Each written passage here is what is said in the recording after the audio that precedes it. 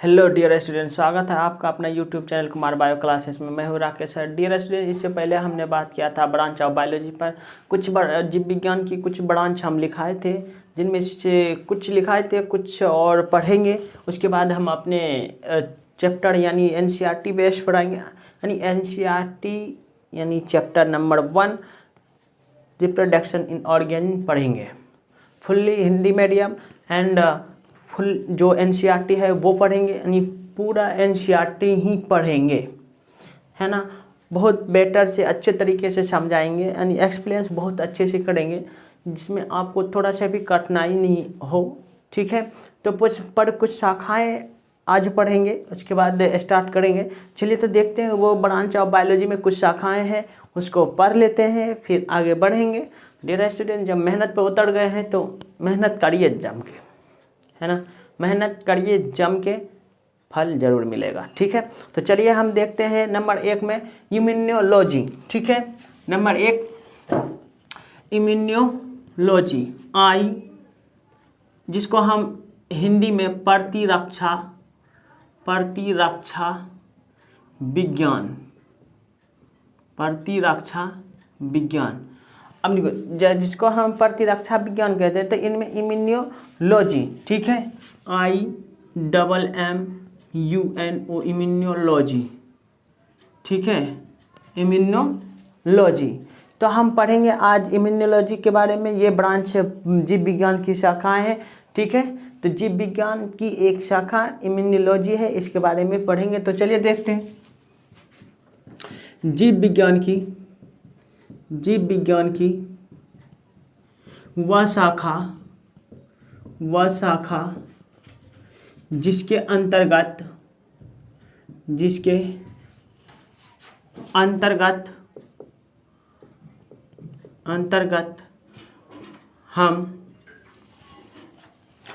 अंतर्गत हम सभी प्राणियों के, सभी प्राणियों के प्रतिरक्षा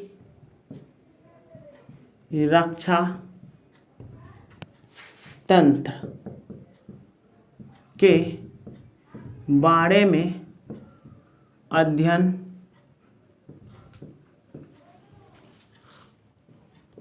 करते हैं, उसे प्रतिरक्षा विज्ञान कहते हैं, है ना।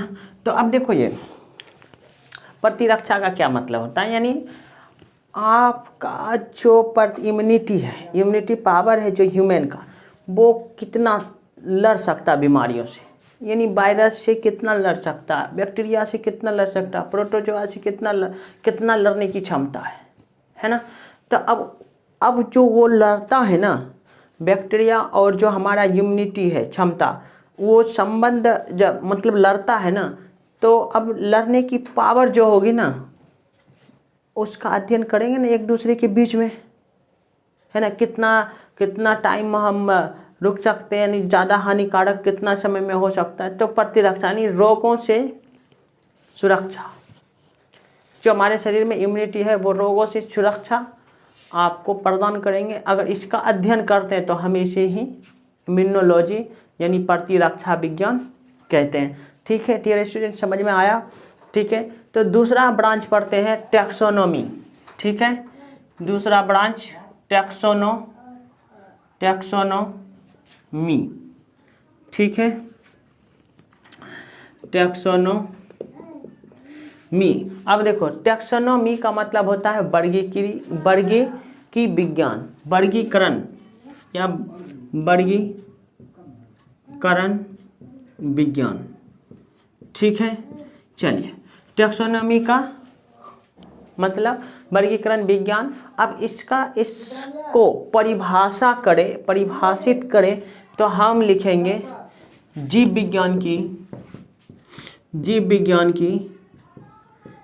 विज्ञान की वह शाखा जिसके अंतर्गत जिसके अंतर्गत ठीक है, जिसके अंतर्गत क्या करते हैं, जिसके अंतर्गत हम किसका, जीव, जिसके अंतर्गत हम जीव के वर्गीकरण, है ना, जिसके अंतर्गत हम जीव या जिसके अंतर्गत हम जीव या पौधे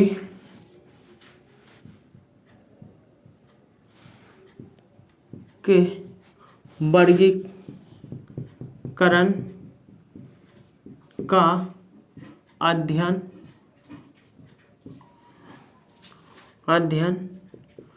करते हैं उसे वर्गीकरण विज्ञान, है ना, वर्गीकरण विज्ञान कहते हैं। ठीक है, अब देखो वर्गीकरण, देखो अगर हम इसको तोड़ के लिखें, जैसे कि टैक्सेस, अब देखो टैक्सेस इसका मतलब होता है, टैक्सेस का मतलब होता है, देखो क्रम से रखना। क्या होता है, क्रम से रखना। क्या होता है, क्रम से रखना। क्या होता है, क्रम से रखना। अब देखो फिर टैक्सेस का मतलब होता है क्रम से रखना, और नोमोस, है ना, नोमोस जिसका अर्थ होता है नियम। ठीक है, जिसका अर्थ होता है नियम से, है ना, नियम। अब हम कह सकते, देखो हम कह सकते हैं इसका अर्थ हो गया क्रम से रखने का नियम, क्रम से रखने का नियम, यानी टैक्सोनॉमी का अर्थ हो गया क्रम से रखने का नियम।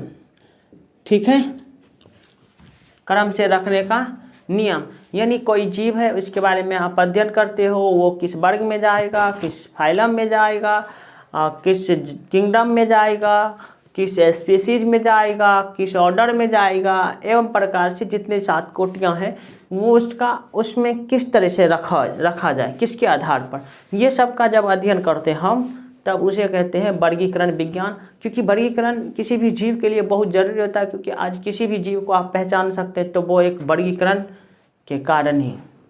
ठीक है, ठीक है, चलिए इसको भी पढ़ेंगे, जब हम 11th का चैप्टर पढ़ाएंगे तो उसमें पढ़ाएंगे हम, पर अभी जो पढ़ा रहे अभी सिर्फ शाखा के बारे में पढ़ना है, जो जानकारी जहाँ होगा वहाँ पढ़ेंगे।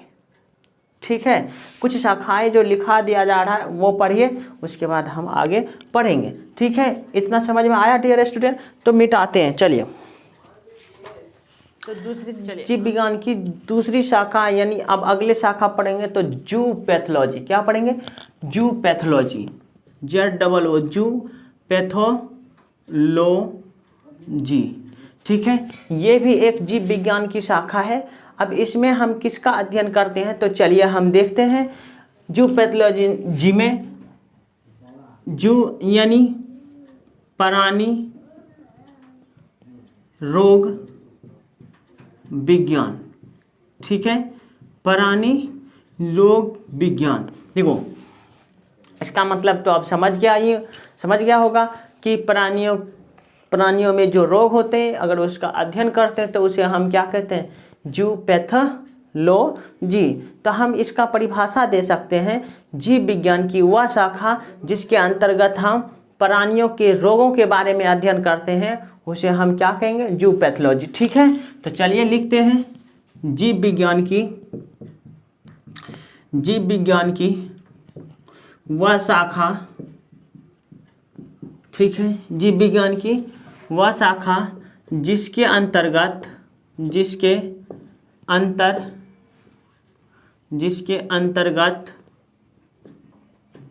हम प्राणियों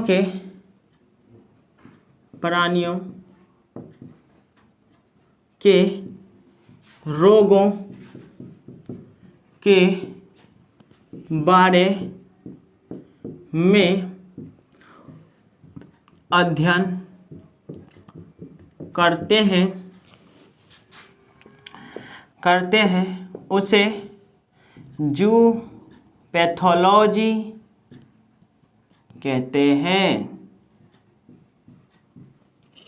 ठीक है, जू मतलब जंतु, पैथोलॉजी मतलब रोग विज्ञान, जिनमें जंतुओं के रोग का अध्ययन करते हैं उसे क्या कहेंगे, जू पैथोलॉजी। ठीक है डियर स्टूडेंट, समझ में आया। चलिए अब नेक्स्ट एक ब्रांच है बायोलॉजी का, वो पढ़ेंगे।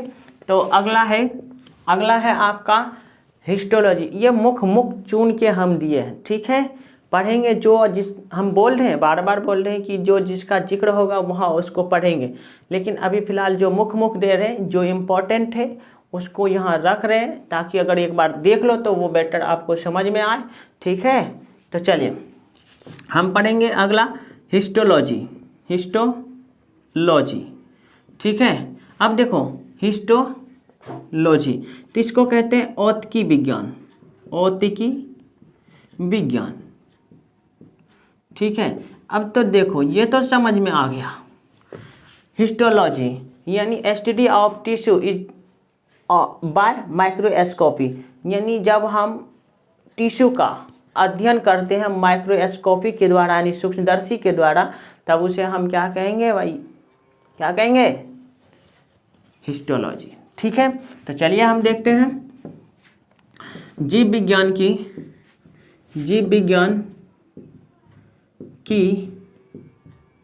की वह शाखा जिसके अंतर्गत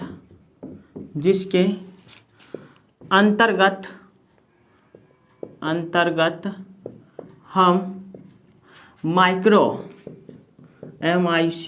माइक्रोस्कोपी के द्वारा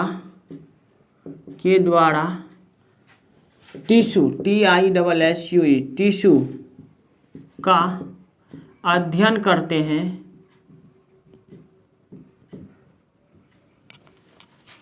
उसे औतिकी विज्ञान यानी हिस्टोलॉजी कहते हैं। ठीक है, देखो पढ़ने में मज़ा आ रहा है, हमको लगता है कि बेटर आ रहा होगा, क्योंकि अभी ब्रांच ही पढ़ रहे हैं। ये बेसिक बायोलॉजी है, कुछ मुख ब्रांच हम डाल दिए।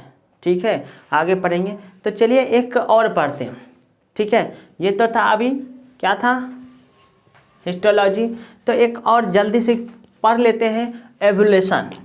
क्या है, एवोल्यूशन, AEVOLUTION।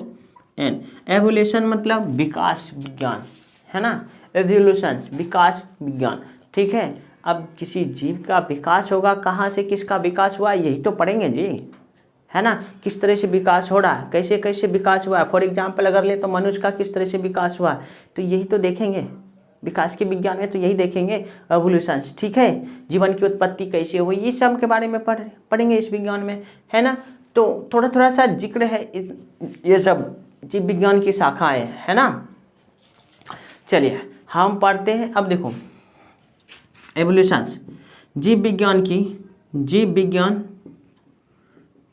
की वह शाखा जिसके अंतर्गत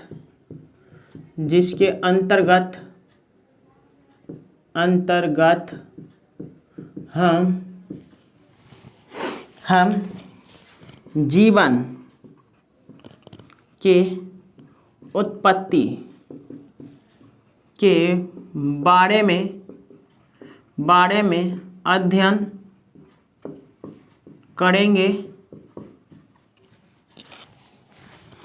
अध्ययन करते हैं, उसे एवोल्यूशंस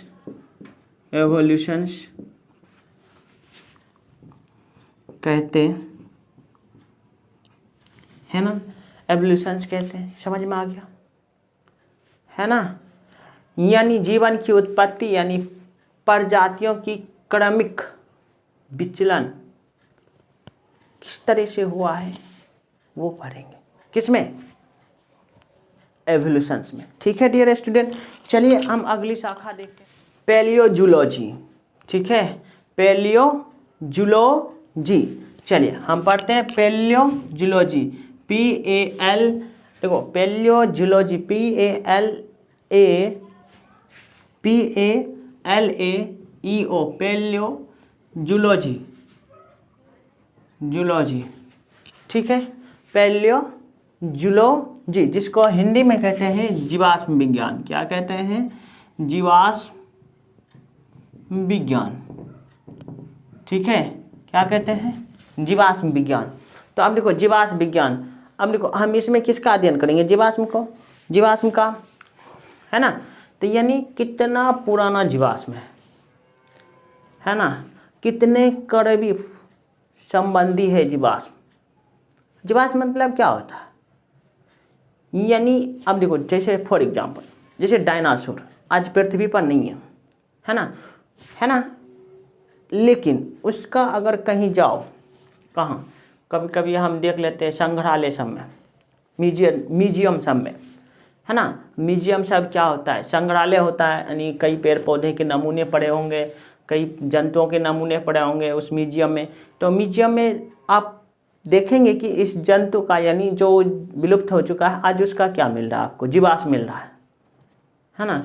तो मतलब जीवाश्म क्या? उसका हड्डी यानी ढांचा दिख रहा है, यानी रखा गया है वहाँ, उस तरह से होगा जीवाश्म, उसी को कहेंगे भाई, है ना।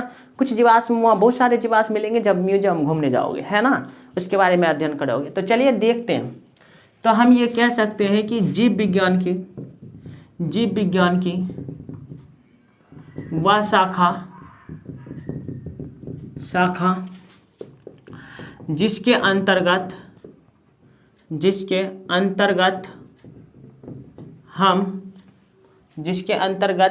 हम जीवाश्म का अध्ययन करते हैं, जिसके अंतर्गत हम जीवाश्मों का अध्ययन करते हैं, है ना, उसे क्या कहेंगे? उसे जीवाश्म विज्ञान कहेंगे। ठीक है, जीवाश्म विज्ञान कहते हैं। ठीक है, आया समझ में? ठीक है, आया ना समझ में? चलिए एक और पढ़ लेते हैं, लास्ट पढ़ेंगे रेडियोलॉजी। क्या है? RADI और रेडियोलॉजी। ठीक है, रेडियोलॉजी। अब तो ये तो समझ क्या होगा, रेडियोलॉजी, है ना। तो चलिए देखते हैं। अब इसको हिंदी में अगर बोल दे तो हिंदी में विकिरण चिकित्सा विज्ञान। ठीक है, जैसे फॉर एग्जांपल कोई किरण से हम चिकित्सा करते हैं, यानी बीमार, फॉर एग्जांपल एक्सरे करते हैं, विकिरण से कर रहे हैं ना, समझ में आ रहा। अब उस किरण से अध्ययन करेंगे, किरण संबंधित अध्ययन करेंगे, रेडियोलॉजी तो यही है। चलिए तो हम बात करेंगे जीव विज्ञान की वह शाखा। ठीक है, जीव विज्ञान की वह शाखा, जीव विज्ञान की वह शाखा जिसके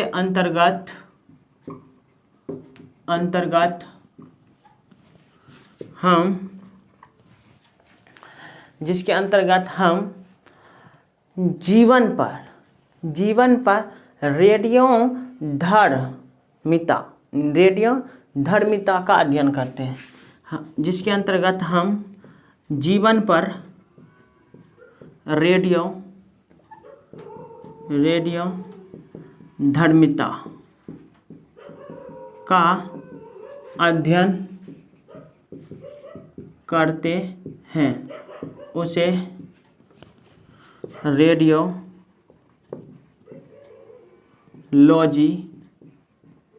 कहते हैं।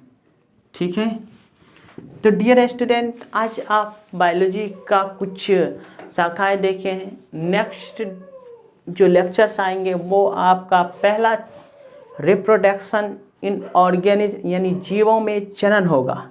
ठीक है, ये 12th का पहला चैप्टर है जिसको हम शुरू करेंगे। बेसिक बायोलॉजी हम यहाँ से लगभग ख़त्म करते, नहीं तो एक दिन और चलाते हैं। ठीक है, एक दिन और चलाएंगे जिसमें कुछ father of biology, father of zoology, father of botany, father of cytology, father of immunology, father of circulation, यानी ये सब पढ़ेंगे, है ना।